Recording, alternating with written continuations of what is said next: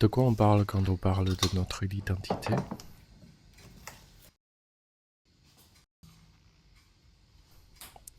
Pour une personne vient d'une autre culture, une norme sociale, ce qui peut parfois définir notre propre identité, ce sont les actions qu'elle entreprend.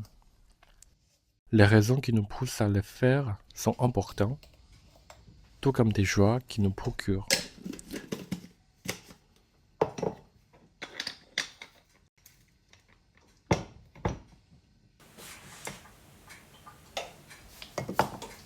Ces moments de vision qui rompent avec la monotonie de la vie quotidienne.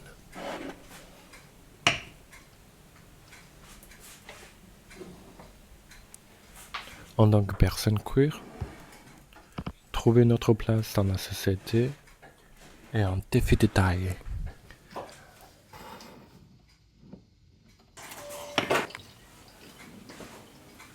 Dans un monde qui penche progressivement vers la droite, trouver un safe space culturel et social pour nous, sûr, devient non seulement plus difficile,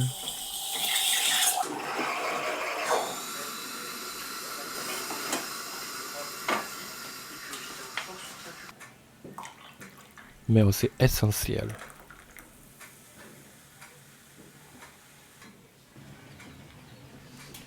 Nous avons reçu 3 personnes queer dans leur safe space préféré de la ville, Point Café, afin qu'elles nous parlent de leur expérience au quotidien dans l'espace urbain.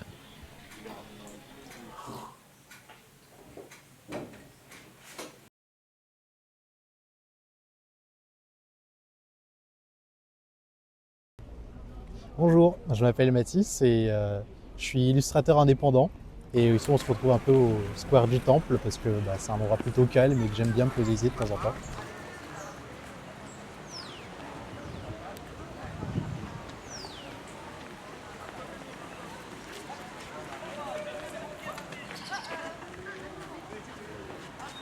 Pour quelle raison tu as choisi d'habiter ici depuis combien de temps tu es là? Je suis là depuis 2006. C'est pas vraiment moi qui a choisi d'habiter ici, c'était plus ma mère qui venait ici pour le travail. Et à force de vivre ici, j'ai pris l'habitude et maintenant c'est un peu mon chez moi, c'est mon quartier quoi. Très bien. Est-ce qu'il y a un moment dans ta vie que tu te dis c'est vraiment difficile de vivre en tant qu'une personne LGBT ici? La plupart du temps, pas vraiment, mais ça dépend un peu de où je vais. C'est-à-dire que si je vais dans un quartier où les gens sont un peu habillés Enfin, je juge un peu sur les habits en vrai, mais les gens sont un peu habillés en cagoulés, tout ça, je dirais. C'est un peu compliqué de se balader comme ça. Et... Enfin, surtout qu'en vrai, avec mon style vestimentaire, ça se voit des fois, on peut un peu dire.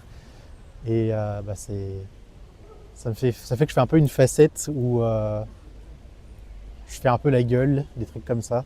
Et je fais un peu semblant d'être un peu hétéro, quoi, en gros. Mais Ça ouais. marche, ouais. Mais sauf ça, il y a aucun moment où tu penses que... En soi, juste avec des fêtes de famille, c'est compliqué parce que je ne l'ai pas dit, je suis pas encore out. Mais sinon, dans la vie quotidienne, à partir du moment où je sors avec mes amis ou avec ma famille proche, tout le monde le sait, donc ça va, c'est tranquille. Est-ce que par moment ou dans une période de ta vie, tu trouves que c'est difficile de faire des amis en tant qu'une personne LGBT? Eh bien, je vais pas vraiment chercher des amis en soi. Enfin, c'est plutôt compliqué en tant que personne LGBT, mais de base, je pars du principe que genre, je mets pas la communauté en tant que argument pour aller voir quelqu'un. C'est-à-dire que je vais voir quelqu'un en tant qu'ami sans qu'il sache que je suis LGBT en premier, et ensuite, à un moment dans une discussion, ça viendra. Ouais, par nature. Ouais, naturellement. Et ensuite, je trie un peu par rapport à la réaction, parce que si jamais c'est négatif quand il le sait, Ouais. évidemment, on peut pas être amis, mais si ça passe, il n'y a aucun problème. Et de toute façon, je peux faire des amis, oui. Est-ce que tu as visité des expos en ce moment-là et si oui, est-ce que tu vas recommander pour des amis, pour le refaire? Ouais, j'ai un peu visité la Wacom qui s'est passée il y a vraiment pas longtemps et je vraiment passé ça un bon moment pour le coup. Je recommanderais bien pour le genre de personnes qui s'intéressent à la partie artistes indépendants mais qui font un peu plus des trucs LGBT plutôt qu'un peu tout public enfin c'est plus ciblé. C'est mieux qu'aller dans quelque chose du genre la Japan Expo Ah oui, qui est plus varié mais qui est beaucoup moins centré dessus, sur le sujet. d'accord. Donc c'est peut-être une meilleure idée et ouais, je recommande vivement pour au moins d'essayer. Pour les personnes qui ne connaissent pas Wacom, c'est quoi Wacom? C'est une convention, si c'est comme ça qu'on l'appelle. C'est comme je disais, c'est un peu comme le Japan Expo, ce genre d'endroit est vraiment centré sur les personnes LGBT. On va avoir beaucoup de male love ou de woman love, mais genre c'est pas hétéro quoi. Voilà. Du coup, la dernière question. Si tu as un livre à recommander, n'importe quel livre que tu as lu dans ta vie, quel livre tu vas recommander? Si j'aurais un livre à recommander, ce serait plus un manga de Gengoro Tagame qui s'appelle Le voisin de mon frère. Je connais ça. Ouais, c'est un livre qui m'a un peu permis un peu de découvrir qui j'étais. Enfin, je le savais, mais c'est l'un des premiers livres que j'ai lu centré sur le fait que je suis une personne homosexuelle. Et donc, du coup, je pouvais me retrouver dans le personnage. Enfin, c'est un bon livre pour les personnes qui se questionnent un peu, en fait. Très bien. Merci beaucoup pour participer à ça. Et Ouais, je la évident, fin, j'ai plus de questions. Du coup, je vais prendre une Polaroid pour toi. Ouais, ça me va.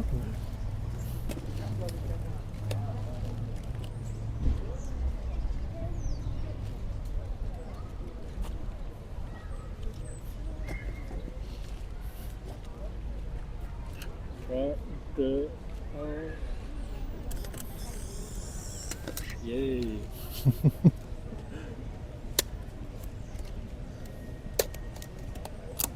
Bon merci beaucoup.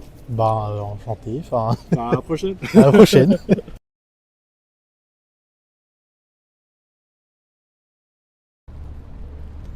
I'm Lorena. I live in Paris since 2018. I moved here initially to do my studies in cinema, but after a long period of work and exploring as well in Spain, I decided to come back to do a reconversion, which in alternance, which is basically I'm studying a new field in data, in digital marketing, innovation, and I'm working as a CSM, Customer Success Manager. And right now we're in Invalides, which is close to where I used to live a couple of years ago, more specifically next to Pont Alexandre III. So tell us, why do you choose this place as your safe place? All right. Well, when I was a student, after my first year when I had a really tough time, I moved to a place that was not far from here. And, you know, in Paris, apartments are very small and tiny, and you don't have much space, and it feels very claustrophobic. And so this was the place where I could come to relax, open up, not only to not be in a room, but also to open up to the world and the country and the world where I was, because here there's a lot of different people, and I was not used to seeing such volume of people and energy and things happening so much at the same time. So this place really helped me to get through my fears and get better with time. and I would also come to skate, especially even in the winter when I was depressed, and it really helped me to have like a physical activity that would get me out of my mind, and I would take risks and I would sweat in here, so I felt like, you know, going fast or listening to music, and it really made me feel like a place where I could get better and better as time went by. In your total time living in this place, in this city, do you at any point feel like it's gonna, oh shit, it's difficult to live as a bisexual in this city?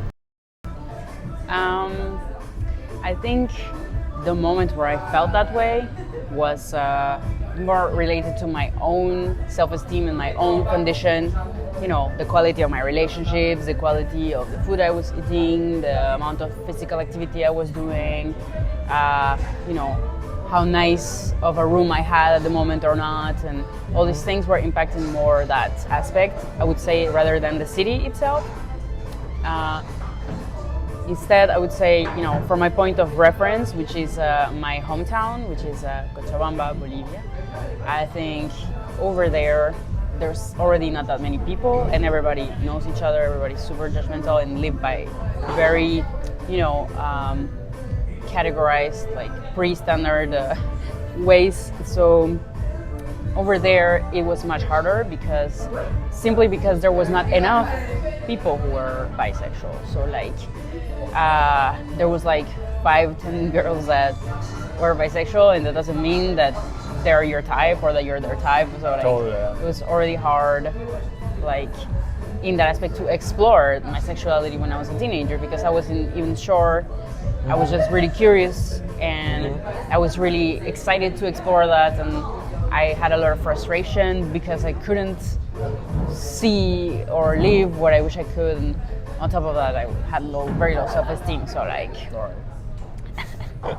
but no, I think this city is in any case way more open than most cities. I would say, like of course there's a lot of people, so a lot of people with all different kinds of mindsets, and it's easier to meet people who are queer and open in general, but there's just more options, right?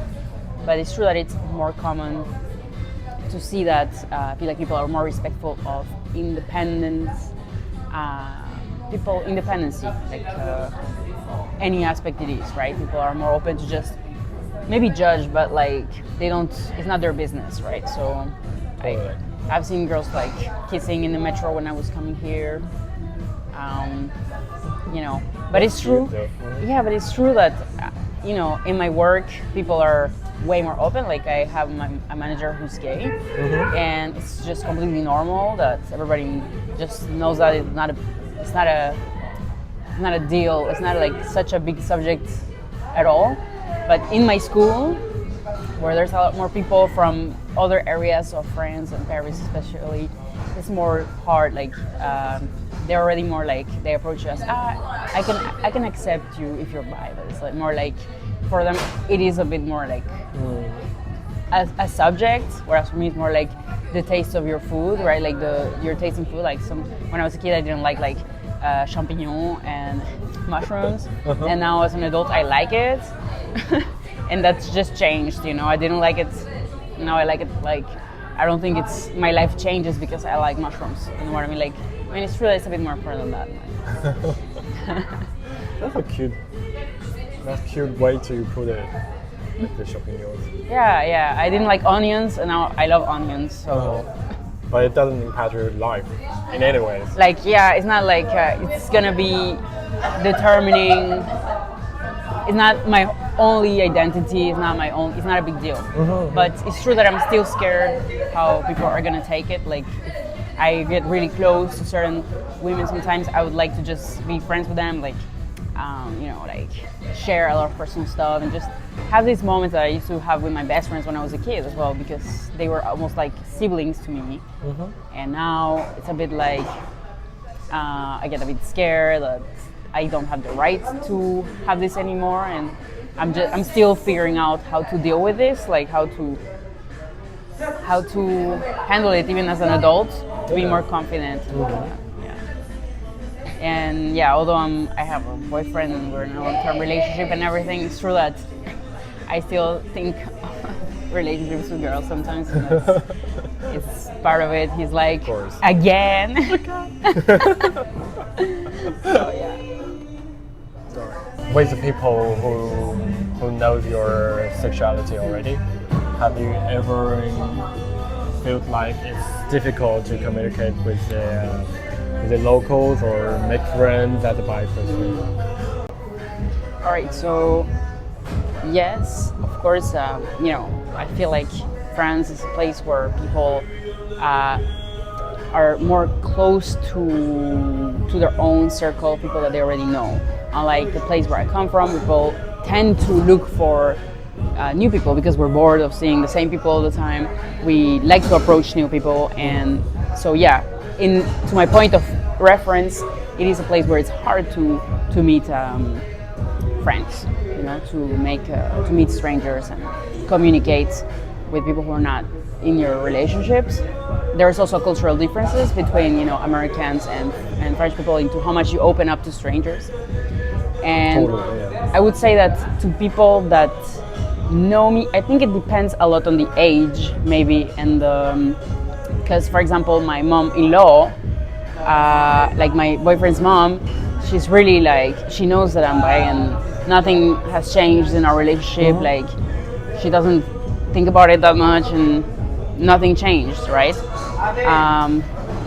And yet she's pretty old, she's like almost 60, so she could be, Yeah, totally from impacted. another generation. Right? She's really like carré and everything, so But for example, I feel like in my work, I don't know, I would prefer maybe not to say it just so that I don't add a layer of unnecessary information. Like maybe there is one or two people who know that, but because it was spontaneous that we were talking about this subject, so. And at school, for sure, like at school, I feel like I've told it to a lot of my friends or my colleagues, and it's just simply, they're not a reference of the whole France, but in particular, from their side, I feel like there was a bit more of reactions of like, it is still kind of like a thing in their minds, and so that's it. Like, and it's true that when it comes to friends that I already have, I would say the difficulty comes, I don't know where the line is, where it comes from my friends who have discriminated me because they have a fear, or it's myself who is like who projects this because I come up from a society where there is these labels, there are these judgments, and so I'm scared. So maybe, I don't know to what degree those difficulties of like, I cannot be too friendly with someone because they're gonna think something else. It's coming from me or from the person. So it's actually hard to know to which extent I could have great relationships with girls and I can't because I'm putting a necessary block, or to what extent is actually real, like they would be a bit disturbed or even scared themselves to feel things that they are not allowed to feel. So like, so. And Totally. yeah, I would say though, most of the complexity I've lived in building social relationships is more due to the fact of being like foreigner, not speaking the language. Like all those kind of like communication issues are more important than this aspect itself of like sexuality, because I would say, if anything, the people who are open in general to meeting bisexual people, in general, they tend to be way more friendly and open than the average person. So I guess it just makes it easy. Have you ever experienced discrimination from someone who already knows your sexuality or not? Yeah, I guess my ex. She's like, listen, I'm straight, okay? Yeah, honestly, I am not so sure. For sure, from people from my school that I'm currently in, because I'm in a school where, you know, very basic, you know, it's not like a cinema school where there's a lot of people who are by default open and everything. It's like more like normal schools where people go to do business, learn business, and so yeah, there I feel like I don't know to what extent it's really, as I was saying, my mind that is projecting this, or is a real protection that I'm having to a real environment that I don't feel so comfortable in.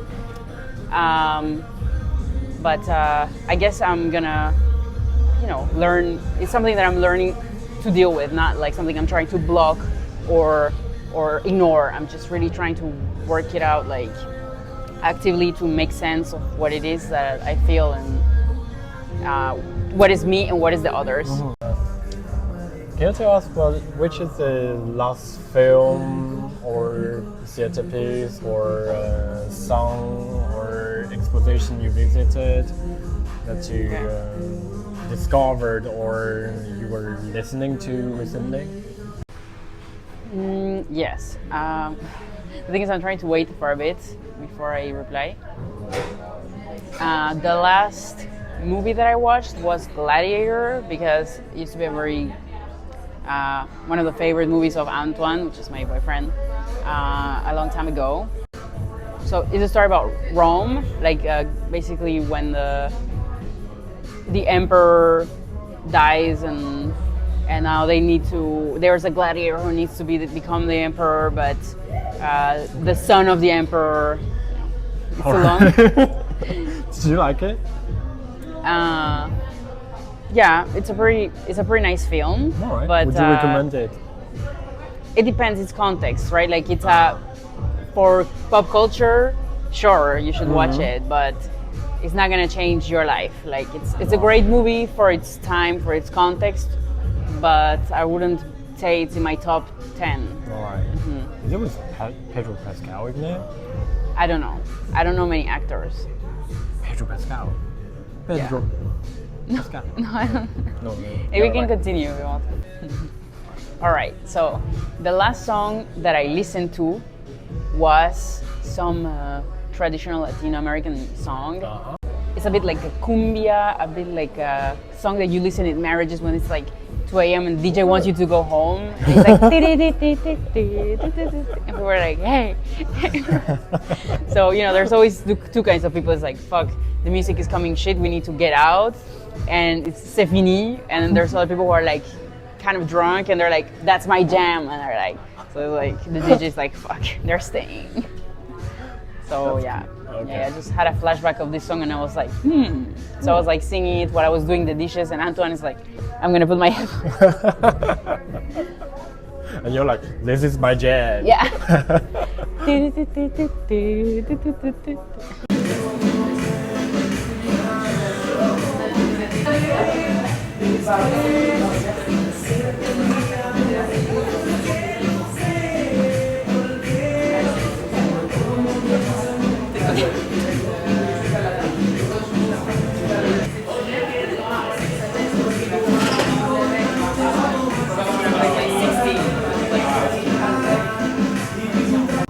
So, the next question is, if you have to recommend one book of all the books you've read or didn't, which book would you recommend? So many books. So I honestly wouldn't have one book to recommend. At the moment I'm reading one about how our society is evolving to be our own enemies. Like we're no longer fighting against external enemies. Like Do you have it with you? It's a PDF. Okay. It's called I think it's from a Korean writer actually. It's called the Society of Fatigue, basically. Like Interesting. it's about self-exploitation, basically. Okay. That we're in the, society of performance, basically. We're all the time. Totally, yeah. It's about productivity and all that, and it's way more deep and well studied than it sounds. Right? Of course, I would recommend this book, but I haven't finished it yet. But I would say it depends what people are looking for. If they're looking for improving their health, their nutrition, definitely, you know, philosophy and everything, like one book will not do, right? I feel like course not. one book is not going to change your life. Like you need to read plenty of books, I would say. Yeah, continue reading. Yeah, because I feel like one book, you know, can change a lot of things for you, but then you're gonna forget and you're gonna go back to your own habits, your old thought patterns. So it's gonna help you open up to different situations. But I feel like it's a constant improvement. Like this is what the book is about. It's sick to be like that, but I agree, right? I personally love books about business, so I read more books about business than other topics, right? So Alright. I don't have a good recommendation. I would say people should just invest the time to actually read for real, like as much as they can in the subjects that they care about. Yeah. I know it sounds cliche, right? But like No, it's not. I really, really believe it's way better than watching a YouTube video, which I love to do, but you know what I mean? Because it's totally different when you're watching a video and reading an actual book. Yeah. You go through the thought process of the person and it makes you see things in a different way. And it's true that one book has changed my life, as in that moment I was reading something that changed a situation for me and it helped me. But I would say, you know, it wouldn't be enough to just read one and then never contrast it with another idea or with another contrasting book. And I don't even read that much, right? Like I compare to people who read a lot. Like Antoine's dad, I think he reads like one book per week minimum, like James, for James up there. 30 years, right? Like 40 years, like dude. Yeah, I can never read that much. Yeah. But well, it's the effort that counts. Well, Yeah. everybody is at their own pace. Yeah. of reading. If you read long, but you can be more productive. Yeah. It's still very good. And it sounds, I think it's completely biased because it's easy for us to access books today, like, and especially for us here, right? Buying a Kindle and buying some PDFs is way cheaper for us than being in a developing country when you don't have these services, you don't have this inflation difference, like the pouvoir d'achat, right? Like purchasing power. So, of course, it's biased to say, yeah, I can afford to have a job and then have time to read and all that. But it's true that it's not that easy for other, you know, Yeah, other societies. totally. Yeah, it can sound very luxury for other people. Yeah. So the last one is not a question, but I'm gonna take your portrait. Okay. All right. Hold on, wait. All right. All right. And then go. All right, 3, 2, 1.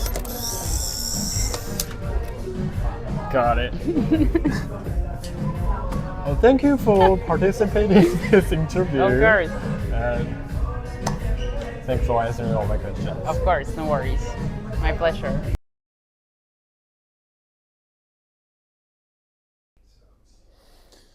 Bonjour, moi c'est Amédée, j'ai 23 ans, je suis messine et je suis aussi, j'ai fait plein de métiers dans ma vie. J'ai été menuisière, vendeuse dans des magasins de bricolage et maintenant je prépare une formation pour devenir conductrice de bus. Mon pronom c'est elle. Et on est ici à Galerie 015 au Solcy, petit endroit assez atypique mais plutôt charmant avec, bien comme on peut le voir ici et là, différentes œuvres d'art qui nous mettent dans le bain et simplement qui nous mettent dans la bonne ambiance. Je voulais savoir maintenant pourquoi tu as choisi cette région et cette ville aussi, et pourquoi le choix de cette boisson.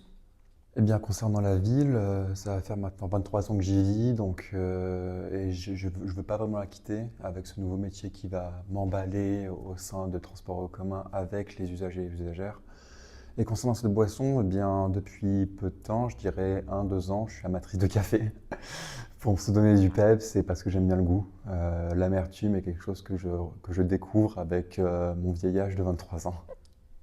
Est-ce qu'il existe un moment où t'as senti, ou peut-être même tu sens encore aujourd'hui, que c'est difficile justement de vivre en tant que personne LGBT plus du coup à Metz?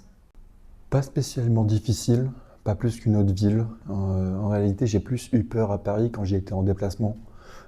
Pour autant, à Metz, bien sûr que je ressens toujours une insécurité, mais ça, c'est plus par rapport à la question de la confiance en soi.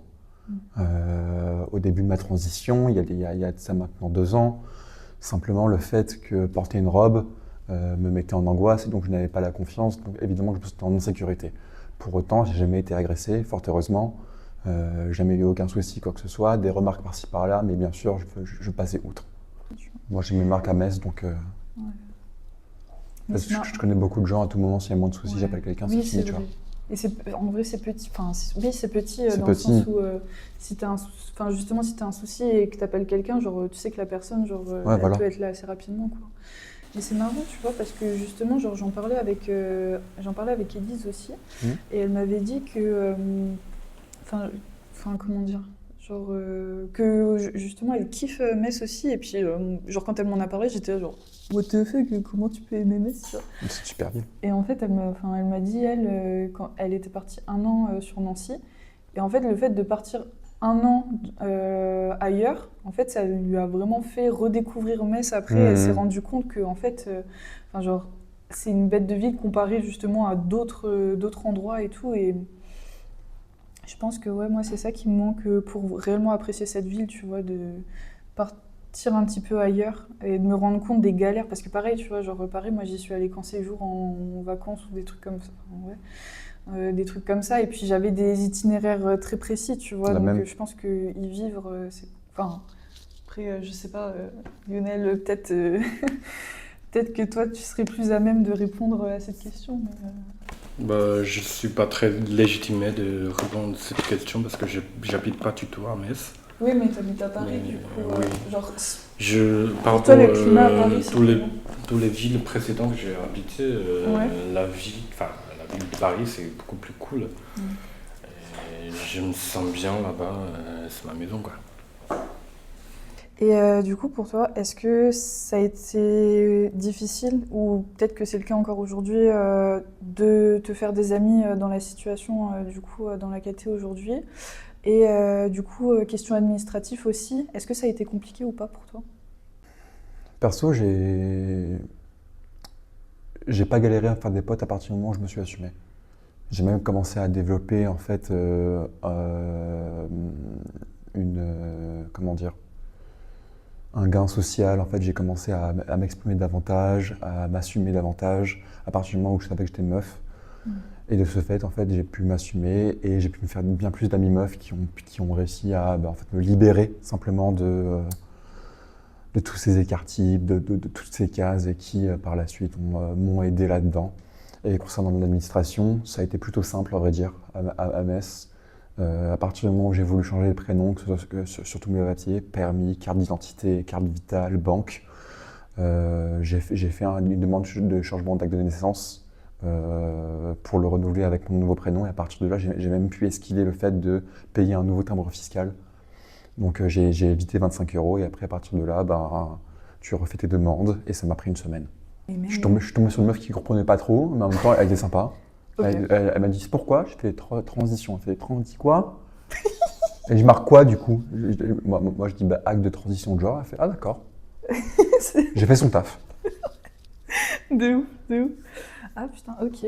Ouais, de ouf. Parce que justement, tu vois, enfin, comment dire. T'avais eu des échos? Tu n'es pas. Hein? T'avais eu des échos comme quoi c'était la galère? Non, pas vraiment, mais comment dire, pendant le stage de lecture aussi, Elliot, il avait dit que, enfin, pareil que pour lui, c'était facile de ouf et tout. Ouais. Et c'est trop bien. Parce que, moi, j'aimerais bien, justement, échanger le... Letty pour Mithia? Ouais. Ouais, ok. Vu que c'est mon deuxième prénom et que j'aimerais bien que ce soit mon premier. Ouais. Et en fait, j'avais fait une demande d'acte de naissance déjà sur Internet. Ouais. Et en fait, on m'a jamais rep. Appelle la mairie. Ouais. Appelle la mairie. Mais en fait, le truc, c'est que moi, je suis née à Madagascar. Ouais, je sais. Mais du coup, genre, enfin, je peux quand même demander à la mairie à Metz et tout ici, tu vois. Ça coûte rien d'appeler. Mm.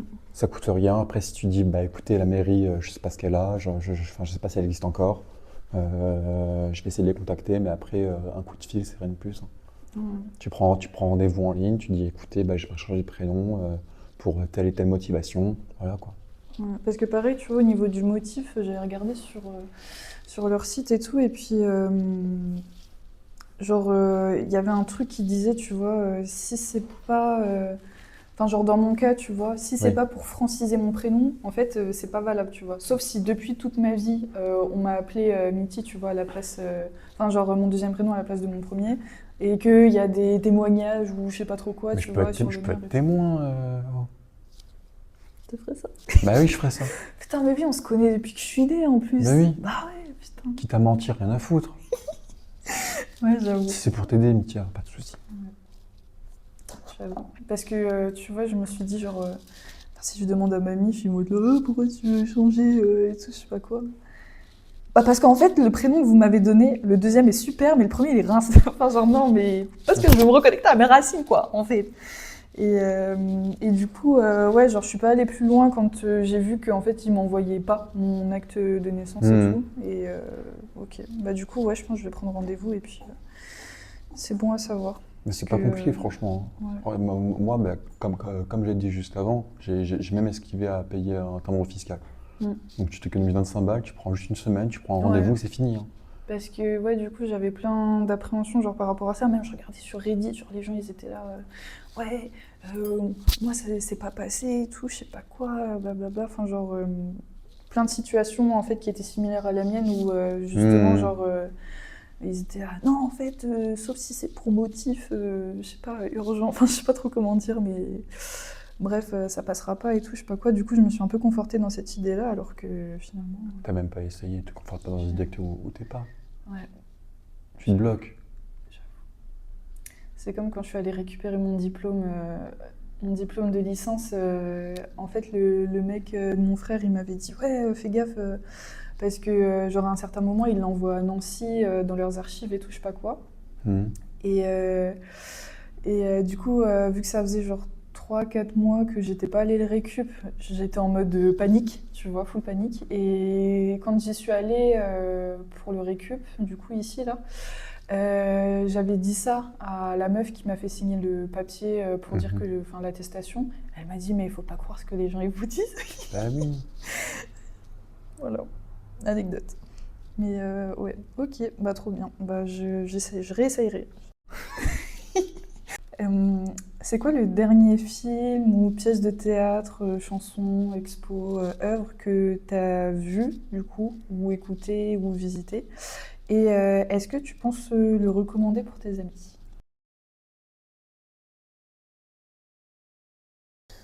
Le dernier film que j'ai vu en date, c'est un de mes films préférés qui s'appelle Will Hunting avec Matt Damon.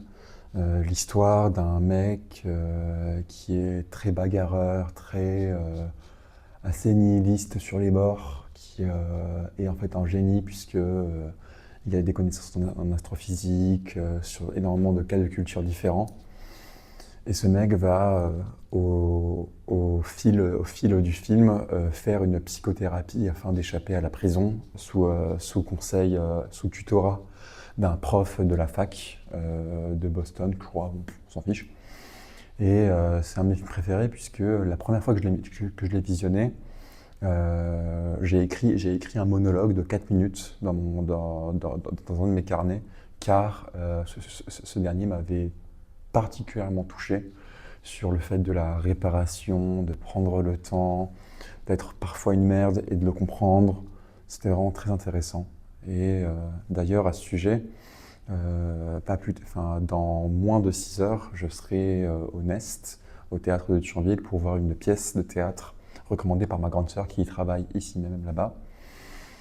Et ça va parler, en fait, ce sont 2 artistes ukrainiens qui parlent du conflit russe-Ukraine et de comment en fait l'horreur se perpètre malgré en fait la plupart de la population qui souhaiterait en finir avec ce conflit pour retrouver une vie normale. S'il y a une chose que tu peux changer, du coup, ici, ça serait quoi? Et si tu dois recommander un livre, lequel ce serait? Un truc que j'aimerais changer en premier lieu à Metz, ce serait quand même des logements décents. Des logements décents afin de ne plus avoir de passoires thermiques avec un DPE à F ou à G. Des appartements qui puissent accueillir un maximum de personnes, avec des espaces bien sûr bien vivables et non plus des familles de 5 dans 19 mètres carrés avec un loyer de 580 €. Je pense que c'est ça, je pense la première chose que je changerais, que j'aurais envie de changer. Car moi-même en étant en recherche d'appart, je vois que c'est une galère et même avec 1800 €, je peux te dire que c'est toujours la merde. Et un livre, ça va reconnecter avec la question précédente, mais avec une question précédente. Safe Place, cet atelier, mais aussi le jardin botanique. Au jardin botanique, j'ai trouvé un livre qui est devenu un de mes livres préférés, qui s'appelle Le violon noir de Maxence Fermine. Je l'ai découvert une journée de mai, assez ensoleillée, dans une boîte à livres là-bas. Et je suis tombé vraiment amoureuse de ce livre au point où je l'ai fini d'une traite. Ça m'a pris 1h30, il faisait environ 150 pages. Il raconte l'histoire en fait d'un ex-gendarme militaire, on ne sait pas vraiment, qui est au conflit, qui est français et de base violoniste, qui va se faire du coup embarquer à la guerre non loin de Rome et de Venise, enfin bref, quelque part dans la Cambrousse italienne. Il va se faire atterrer, il va se prendre une balle et il va se faire sauver par une dame à l'aura féerique qui va lui donner l'envie de créer une pièce de théâtre. Par la suite, il va rencontrer un luthier de violon et il va commencer à se lier d'amitié avec cette personne-là dont on ne connaît pas le nom, dont on connaît seulement les talents. Et ils vont commencer à se lier d'amitié, ils vont parler de lutherie, d'alcool, d'échecs, puisque ce sont ces trois passions, au luthier un peu mystérieux. Et par la suite, on va découvrir tout un univers, le carnaval, la confection d'un violon qui aurait la voix d'une femme. Et c'était vraiment... je l'ai offert à Mélusine d'ailleurs, ce livre. Je l'ai annoté, je l'ai offert à Mélusine. C'était un de mes cadeaux. Par habitude de notre documentaire, on va te faire un Polaroid. Ok, moi ça me plaît.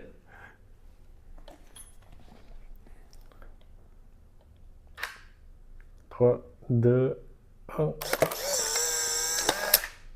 Ok, super. Merci beaucoup pour participer. Merci à toi Lionel pour ton temps. Merci à toi Mithia. Merci à toi.